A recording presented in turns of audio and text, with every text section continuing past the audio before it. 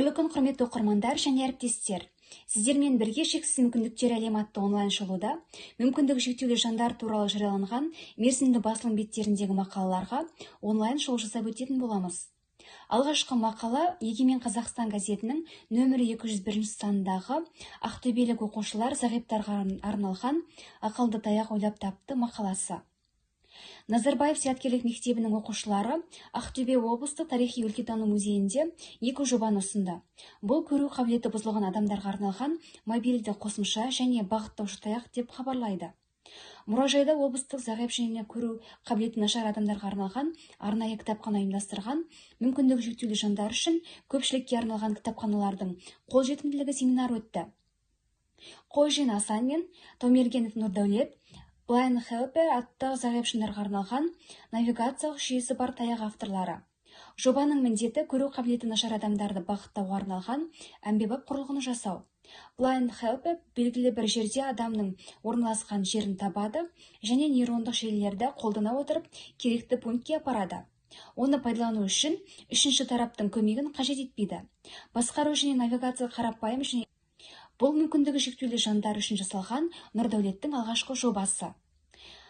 Өткен жылы Назарбаев зияткерлік мектебінің оқушысы халықаралық зияткерлік ойындардың гран-при иегері атанды. Біріншісінде пайдаланушы тек смартфон камерасын мәтінге бағыттауы керек, екіншісі қосымшасы оны танып, мәтінді дауыстап оқиды. Екінші міндет камераны адамға немесе кез келген объектіге бағыттағанда қосымша оның түсін, не істеп тұрғанын, тіпті оның көңіл-күйін сипаттайды. Балалар жобаларын әрі қарай дамытып, оларды көпшілікке қолжетімді етуді жоспарлап отыр. Егемен Қазақстан газетінің нөмірі 201 санындағы мүмкіндігі шектеулі қыз-келіншектерді кәсіпке баулуды атты мақала. Маңғыстауда мүмкіндігі шектеулі әйелдер мен мүгедек баласы бар аналарға арналған жоба басталды. Ерекше жандардың сәттілік сені энергиясы деп аталатын жоба Орта Азиядағы азаматтық қоғамды қолдау аясында жүзеге асырылады. Ұрпақ Next қоғамдық қорының басшысы Гүлжанат Мұратбайдың айтуынша, Еуразия қоры үкіметтік емес ұйымдардың әлеуетін көтеру мақсатында арнайы грант бөлген. Онда Маңғыстаудың Ұрпақ Next қоғамдық қоры жеңімпаз атанды. Биыл қазан айынан басталған жоба 2021 жылдың сәуір айына дейін жүзеге асады. Жоба мүмкіндігі шектеулі әйелдерді жұмыспен қамтып және кәсіпкерлікпен айналысуға көмектеседі. Бұған 18 пен 45 жас аралығындағы өңірде тұратын мүмкіндігі шектеулі қыз-келіншектер мен ерекше бала тәрбиелеп отырған аналар қатыса алады дейді. Жоба аясында мүмкіндігі шектеулі қыз-келіншектерге құрақ құрау, кондитер, визажист, SMM маман секілді онлайн курс өткізеді. Кейін курсқа қатысушылар өз кәсібін ашу, басқару, маркетинг, сату, жеке брендті қалыптастыру, әлеуметтік желілерді тиімді пайдалану, мемлекеттік бағдарламалар мен субсидия алу секілді тақырыптарды қамтыған бизнес курсынан өтеді. Мәліметтер Маңғыстау облысында 27.481 мүмкіндігі шектеулі адам тұратындығын көрсетеді. Оның 56% еңбекке қабілетті саналады. Оның басты мақсаты нәтижелі жұмыспен қамту бағыты болғандықтан, тұрғылықты жерде жұмысқа орналасуға немесе өз кәсібін ашуға аталған қоғамдық қор мүмкіндігінше ықпал етеді. Жанашыр болып бір-бірін қолдап жүру азаматтықтың, адамгершіліктің белгісі. Ал мүгедек жандарға көмек қолын созу жақсылықтың да жақсылығы болмақ. Егемен Қазақстан газетінің нөмірі 217 санындағы мүгедек балалардың мүддесін кім қорғайды атты мақала. Өскемендегі мүгедек балалар үшін ашылған арнайы әлеуметтік қызмет көрсету орталығы жабылудың аз-ақ алдында тұр. Аутизмге және ДЦП дертіне шалдыққан балалардың тегін қызмет көрсететін орталық осыған дейін мемлекеттік әлеуметтік тапсырыс негізінде жұмыс істеп келген еді. Волонтерлер жылына орай ашылған орталыққа мемлекет бюджетінен бөлініп келген қаржы жарты жылдан соң тоқтап қалған. Өйткені ақылы қызмет көрсетумен айналысатын басқа орталық наразылық білдіріп, сот үкімі мемлекеттік тапсырыс заңсыз дегендей себеппен орталықтың жұмысын тоқтатқан. Бірақ заңгер орталықтың құжаттары дұрыс екенін айтады.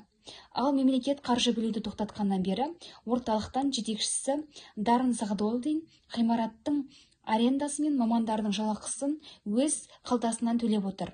Орталығымыз ерекше қарауды қажет ететін 27 балаға тегін қызмет көрсетіп келеді.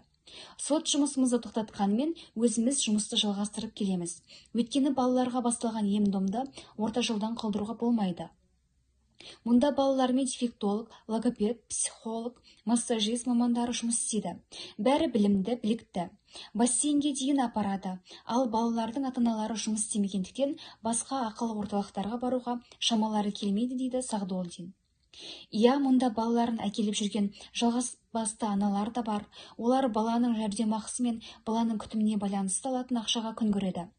Сондай-ақ аталған орталықтың мамандары да баланың сауығып кетуі үшін шын ниеттермен жұмыс істейді. Білікті мамандардың айтуынша, ДЦП дерске аутизмге шалдыққан балаларды емдеуге болады. Өскеменнен бір бала Санкт-Петербургке емделіп, денсаулығын 50-60%-ға жақсартып келген. Оны байқаған орталық жетекшісі мүгедек балалардың шығынданып, шетелге сабылмау үшін мемлекеттен ұтып алған 5 миллион теңгеге гранттың қаржысына арнайы құрылғы сатуды көздеп отыр. Бұған ата-аналар қуанғанымен, көңіл күйлерінде алаңдаушылық басымдау.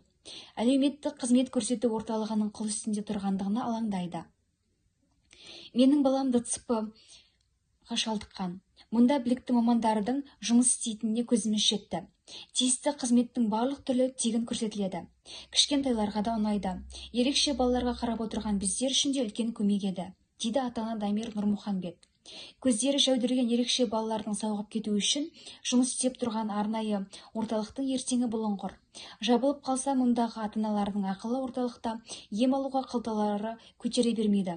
Қалталары көтерген күннің өзінде ерекше балалардың өзге ортаға бейімделіп кетуі қиын. Назарларыңызға рахмет, әзірге осы.